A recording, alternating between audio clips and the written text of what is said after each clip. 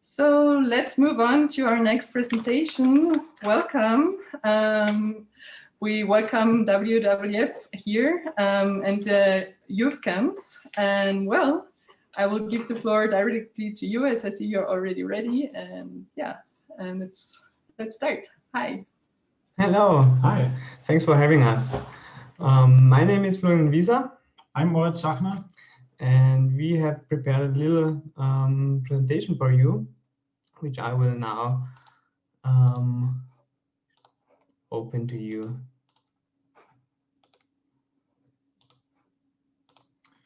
Yeah.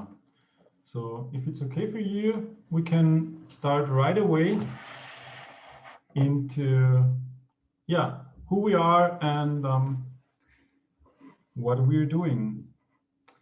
So the whole story starts in Alaska, and it starts with this guy you can see in this photo. It's Nathan Spies, and he grew up in the United States and moved to Alaska, actually, where he worked with native communities. And living and working in Alaska, he came across a youth organization that was called AYA, Alaska Youth for Environmental Action. And he started working with them and realized that those guys have something different than most youth groups that he knew, because they had this really strong bottom-up approach and made their own decisions on what they want to work on, and they did.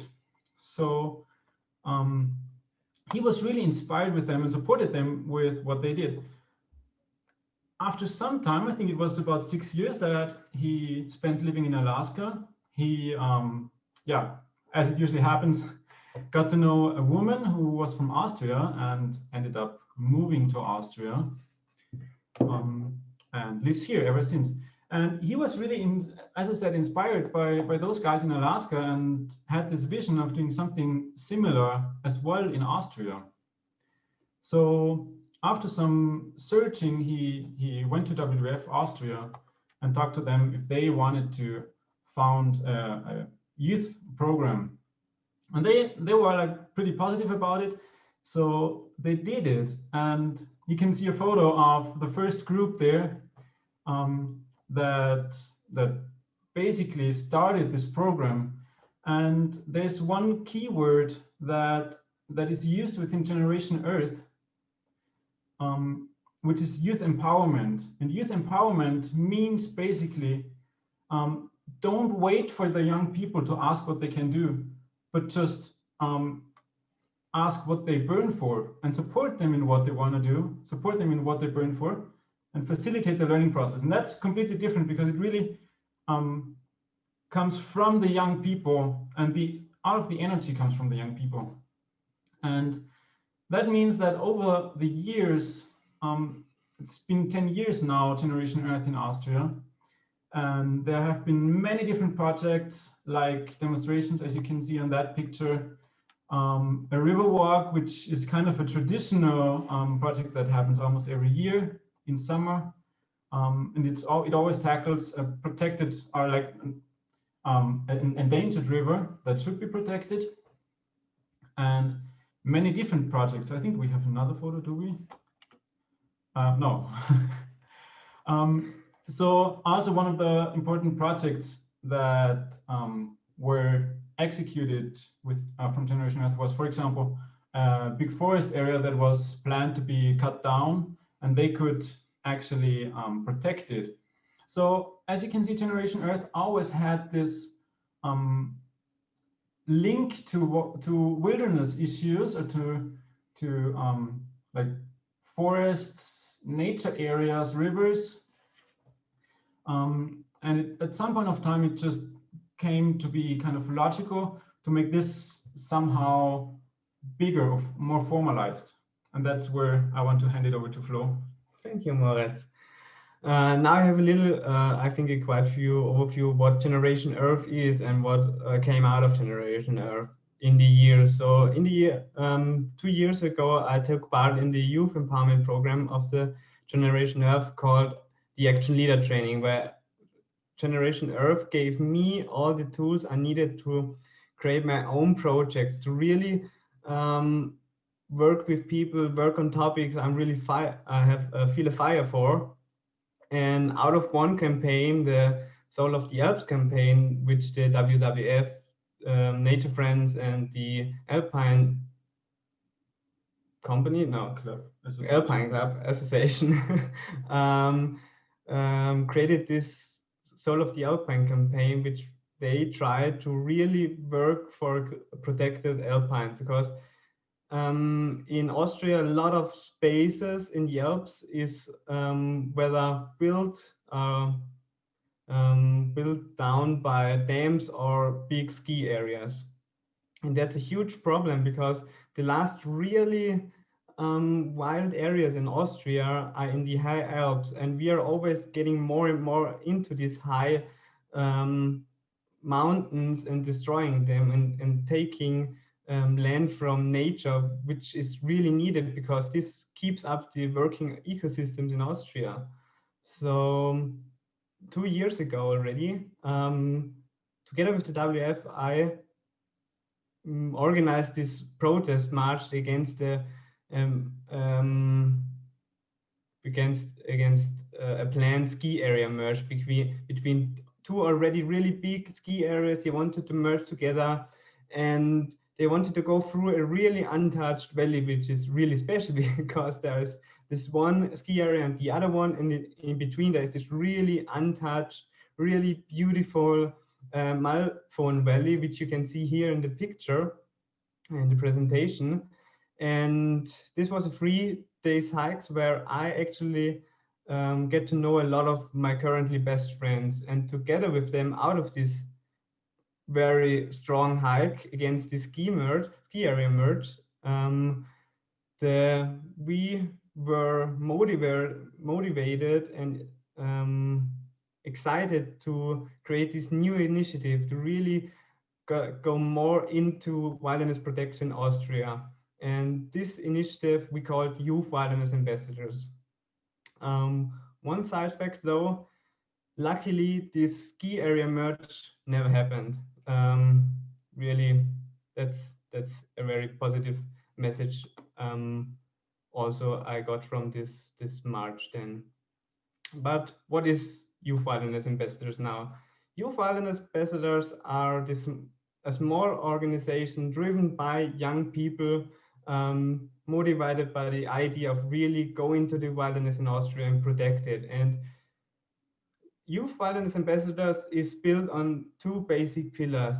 On the one hand, as Youth Wilderness Ambassadors, we want to give the wilderness in Austria a voice. That's, I think, a very strong message. And that means for us to participate in conferences and events like this one, and to rebel against the destructive protections like so many projects in Austria. Like there is a big project going on in South Styria at the Koralm area, which is really low, not very high, but low mountain chain, which is special because there are living species and creatures which are just found there. So there is this really great biodiversity spot of creatures you just find there and not in any other place in the world. So this is also the greatest contribution Austria brings into worldwide biodiversity. And the thing is, they try to build a big hydropower plant there, which would just destroy such a huge area, which does not make any sense because there is no water, and normally you need water for hydropower plants. So that's the first problem. And the second problem is it would just destroy an area which is so important for the ecosystem there, and that these special creatures can stay alive. That's truth. So there we are working at the moment to really go against this project, work together with local organizations and initiatives. And that's just one thing we do. Also, we fight for the expansion of protected areas, and to demand more rewilding, because we really need more and more wilderness back in our countries to really keep up the biodiversity in our ecosystems. And of course, we also stand up for more rights for the wilderness, because nature itself doesn't really have rights, but we want to give wilderness a voice and rights, and that's what we are standing up for. But of course, this all sounds very enthusiastic and a bit overwhelming, but we are a group of highly committed young people who are aware of this. But we also know that through our efforts, we are making a significant contribution to saving our planet from collapse. I don't know if you have seen the new David Attenborough film, which is pretty amazing. You should watch it. And there he also says, the only thing which will really save us is to protect our wilderness and to rewild the areas we have already destroyed. At the same time, the wilderness, with all its beauty, gives us so much strength back, and that is what drives us and what makes this young organization what it is. Yeah, this is also a picture from this Koralm area. It's the Schwarze Sulm. It's one of the last really wild rivers in Austria, and they also want to build a second power plant there. And this would, so on 14 kilometers of this river, has never been anything. It was never been touched before by a machine.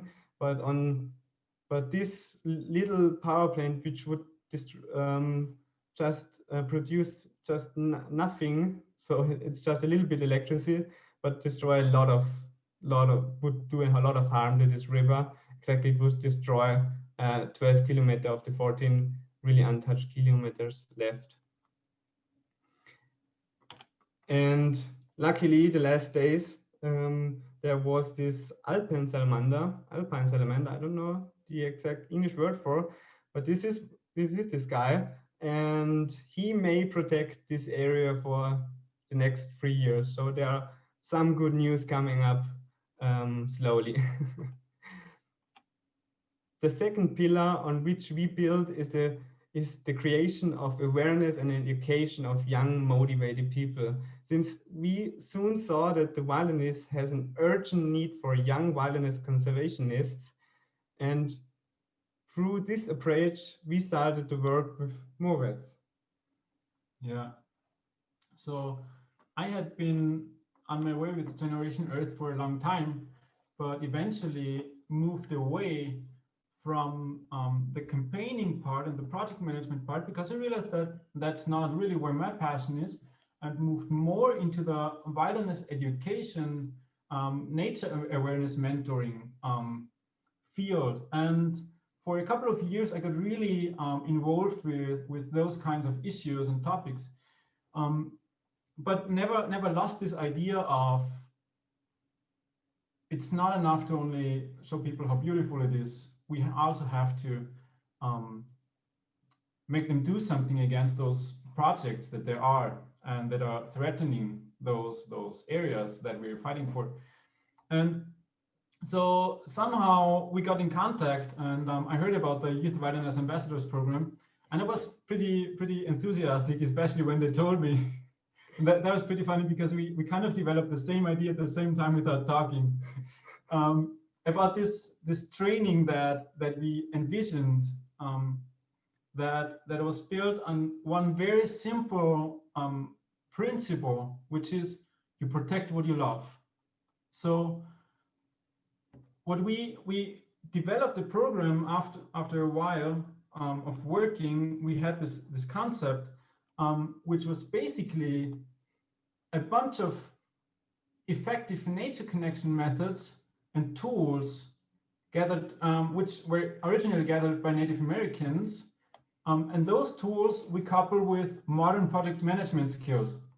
And that's kind of the new idea that we're trying to implement with that program. And the thing is called Call of the Wild, or Ruf der Wildnis in German, because we run it in Austria.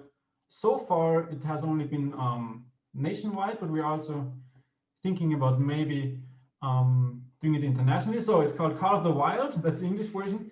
And what is it? It's basically 16 young activists that run through this training, which lasts a year. The training consists of 4 seminars and tasks, basically homework kind of, that they get between those seminars. These seminars themselves are organized by the participants themselves, so they can actually already try their skills, you know, refine them by organizing those seminars.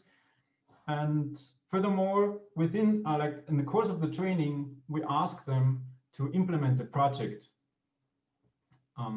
And on this chart, you can basically kind of see, I don't want to go into detail, but you can see it's kind of, yeah, we have those seminars, we have the preparation and homework in between. We have in brown, you can see those action projects that are started at the second training, the second of the 4.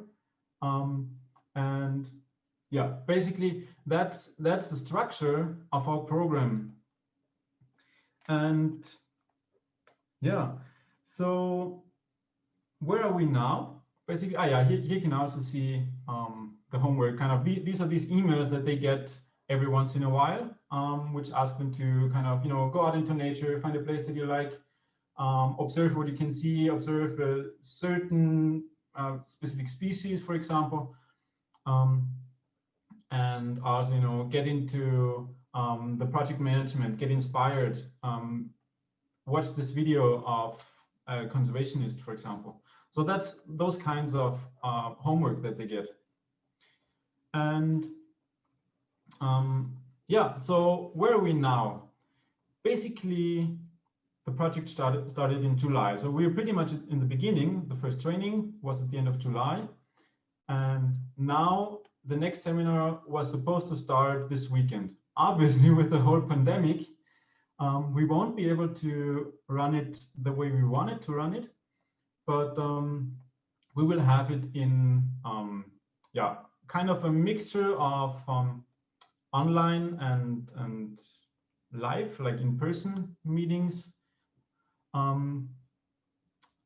So that's kind of challenging us at the moment. But however, what was really tangible already at the first training was how much spirit there was and how motivated those people were. It was really, most of them kind of came from the activistic field. So some of them were active with Fridays for Future, some of them were active with Generation Earth before. So those were kind of activists, but we kind of had the sense that we were reaching another level of motivation at this training. So we also had the sense that those methods that we were using were really effective, combined with being outside, which usually, at least that's my experience, also it's another component that makes everything more intense when you have to challenge yourself outside, sleeping outside. Some of them slept outside for the first time. So basically, yeah, we sensed that this was really working well, and people were really motivated and had a lot of energy towards doing those things that we thought we could do with them. And now, obviously, like always, there are some challenges that we're facing. And the first big challenge, obviously, is Corona and the pandemic, which makes it really hard for us at the moment to meet, which was really important for us. Now we, as I said, have to find another solution, but we're still hoping that we get the chance to meet with the entire group once the numbers go down. Hopefully they will. So that's something that's really challenging us, and also challenging the way we used to do things, because we, like, the experience we have was made without a pandemic. So really have to rethink things now and be really innovative and find new concepts of doing online wilderness trainings, kind of, which seems contradictory, but actually now for this training we came up with a really nice solution that we really like. And I hope it works out as well as we think it will. The second big challenge that we're facing, as always, is money. So this year we are being supported by the European Commission under the roof of the European Solidarity Corps.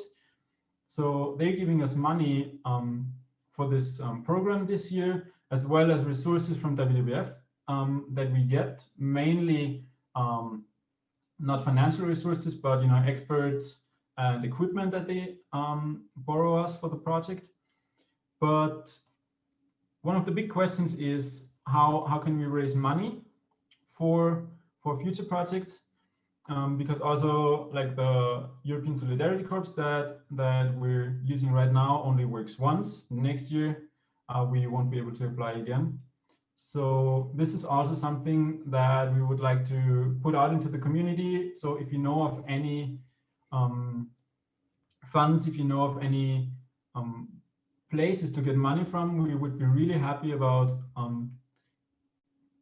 being contacted and being notified about those ideas. We're doing a lot of research right now, but still any hints would be really helpful. So basically that's Call of the Wild and Youth Wilderness Ambassadors. I would be really happy to answer any further questions if there are. So yeah, please. Thank you so much. Very nice pictures indeed from all over Austria, and I'm from Austria, so I appreciate always to see the wilderness that is next door here and to share it with all the people that are here with us. Thank you.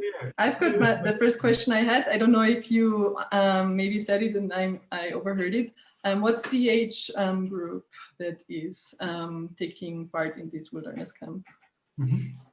Currently, we're working with 18 to 28-year-olds, basically because working with adults makes the whole part a lot easier for us. And we kind of set the upper limit to 28 because that's what we felt really comfortable working with, because that's the experience we have. Yeah. Okay, thank you.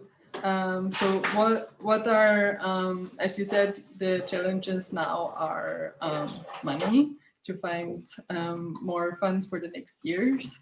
But let's assume that you find a way to fund the next upcoming year. So you will want to continue with this training, I guess, right? Or what else have you got planned? Yeah, definitely. What I also forgot to say is that everything that we talked about today is voluntary. So there's no one earning any money from it.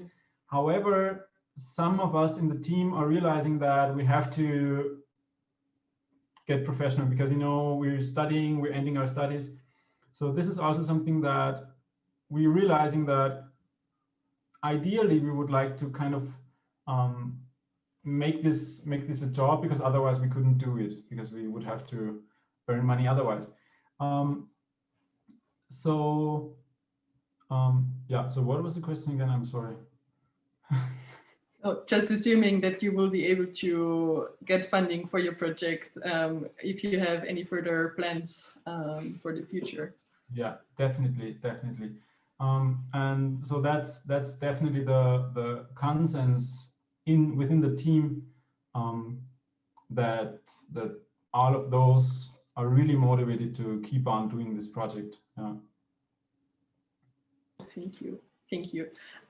So Ariane asks, how will you try to create a feeling of connection with wilderness online? Like, as you said, with the pandemic, it's quite difficult.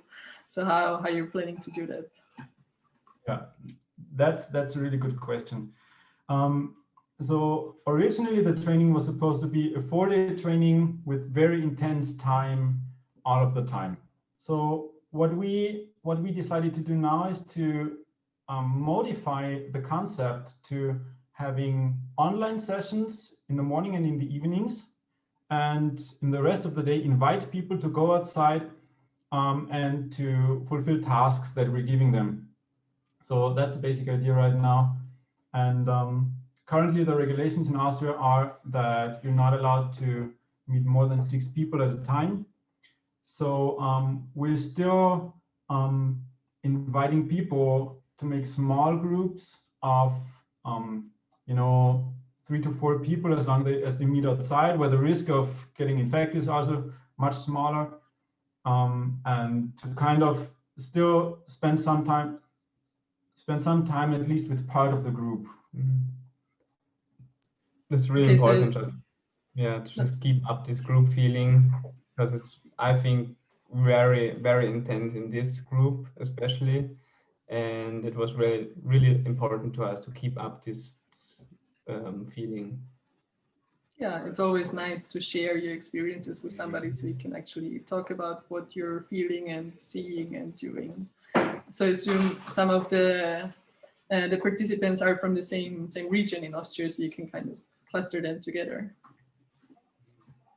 Okay, so Hannah asks, how can you from other countries establish such groups in their countries? Can they get in touch with you for advice on how to start? Yes, please. That would be awesome. Do you want to answer? Yeah, I can say just a few words. Yes, so basically we're just about to writing a handbook where we collect all of the experiences that we made and all of the best practices kind of to actually give it away and distribute it. So that's one thing. So the handbook is supposed to be, or is planned to be in German, but it can be translated for sure. And we're really happy to get in contact with other interested people. The other thing is that obviously talking about funding, there are few funding lines that basically support projects that are only countrywide, but there are many funding lines that support projects that are international, like the whole Erasmus Plus thing. So it could be that if we don't find other money pots, that we will do something like that internationally anyways. So this could also, like if someone is interested, it could be really a cool opportunity to also collaborate. Yeah, that's a really good idea, because these kind of funds are only accessible, like you said, when you have international partners. So maybe if the information is available in English, you can transfer it to other countries. Nice. So yeah, I see Florian just shared his contact details in the chat. So whoever is interested in collaborating or knows somebody who knows somebody, I'm sure they will contact you.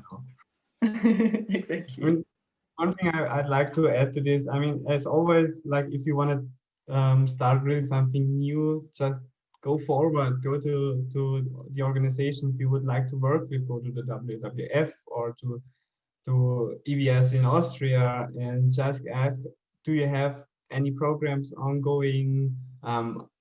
Or just go there and say, hey, I'd be really motivated to do something like they just talked 30 minutes about. And do you think, can we make this? And I think there are not many organizations out there which would say, no, we do not want to get in touch with youth. That's kind of, no, please do not.